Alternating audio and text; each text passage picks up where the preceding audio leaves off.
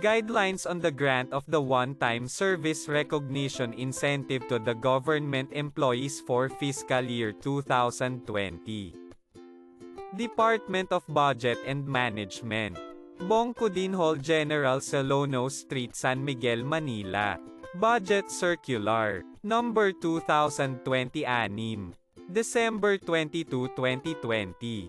2. Heads of departments, offices and agencies of the national government including constitutional offices enjoying fiscal autonomy, state universities and colleges, local water districts, local government units and all others concerned. Subject: Guidelines on the grant of the one-time service recognition incentive to government employees for fiscal year 2020. Background: Administrative Order No. 37 dated December 18, 2020 authorizes the grant of a one-time service recognition incentive 3 for FY 2020 at uniform amount not exceeding 10,000 pesos for each government employee. The issuance of AO number 37 in accordance with Section 17 of the Congress Joint Resolution number 42 dated June 17, 2009 which authorized the President upon recommendation of the Department of Budget and Management (DBM) to update the compensation and position classification system for civilian personnel as well as the policies and levels of allowances, benefits, and incentives applicable to all government employees. The SRE is being granted to government employees who are deserving to be rewarded for their collective and unceasing participation and invaluable to the administration's continuing efforts toward the establishment of streamlines government processes and more responsive delivery of public services especially in the midst of the public health emergency caused by COVID-19 na pandemic. Purpose: The circular is issued to prescribe the guidelines on the grant and funding of the SRE for the fiscal year 2020 pursuant to AO number 37. Coverage: The guidelines in this circular cover the following employees: civilian personnel in national government agencies, including those in SUC and GOCC occupying regular, contractual, casual positions. Military personnel of the Armed Forces of the Philippines, Department of National Defense and uniformed personnel of the Philippine National Police, Bureau of Fire and Protection's Bureau of Jail and Management, Penology under the DILG, Bureau of Corrections under DOJ, Philippine Coast Guard under the DOT, Nation Mapping and Resource Information Authority and Department of Environment and Natural Resources. Employees in the Legislative and Judicial Department and other offices. Employees in LGU. Employees in LWD. Exclusions: those engaged without an employee-employee relationship and those compensation are not funded from the personnel services appropriations or budgets are excluded from the grant of the SRE, such as consultants and experts engaged for a limited period to perform specific activities or service with expected outputs. Laborers engaged through job contracts and paid on piecework basis. Student workers and apprentices. Individual and groups of people whose services are engaged through job orders, contracts of service, or other similar situated. Conditions and guidelines of the grant of the one-time SRE. The grant of the SRE shall be subject to the following conditions and guidelines. The civilian personnel are occupying regular, contractual, or casual positions. The personnel are still in service as of November 30, 2020. The personnel have rendered at least a total or an aggregate of 4 months satisfactory service as of November 30, 2020 inclusive of services rendered under any of the alternative work arrangements prescribed by the Civil Service Commission. The employees who have rendered less than a total or an aggregate of 4 months of service as of November 30 shall be entitled to a prorated share of the SRI. Based on the length of service then the percentage incentive. 3 months but less than 4 months will have 40%. 2 months but less than 3 months will have 30%. Isang month but less than 2 months will have 20%. Less than isang month will have 10%. The employees have not received any additional year-end benefit in FY 2020 over and above the benefit authorized under Republic Act No. 6686 as amended by RA No. 8441. The personnel have not been found guilty of any administrative or criminal case by final and executory judgment in fiscal year 2020. If the penalty imposed is only a reprimand, the personnel shall be entitled to the SRI. The SRI of the employee on prorated corresponding to the services rendered.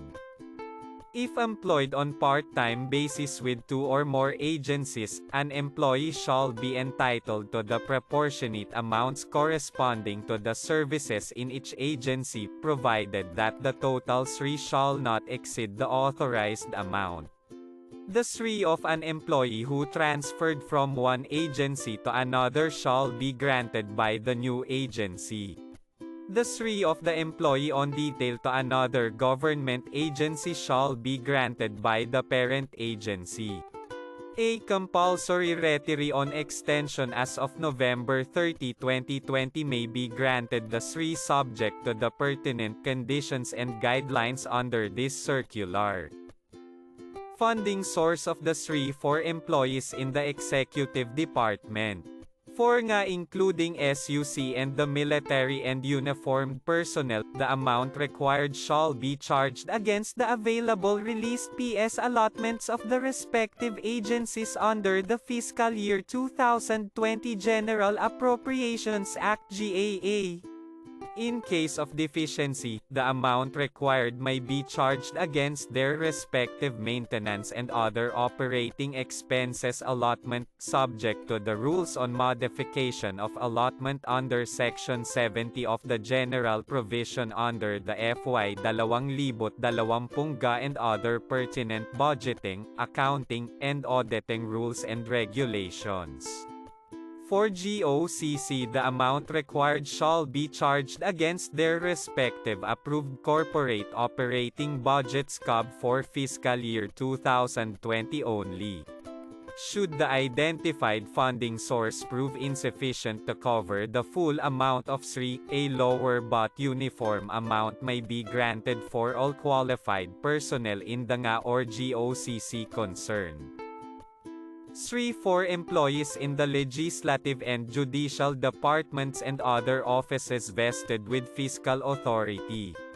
Employees in the Senate, House of Representatives, the Judiciary Office, the Ombudsman, and constitutional offices vested with the fiscal autonomy may be likewise be granted a one-time SRI by their respected heads of offices at a uniform rate not exceeding 10,000 pesos each, chargeable against the available release allotments of their respective agencies, subject to the conditions and guidelines set in item Number 5 of this circular.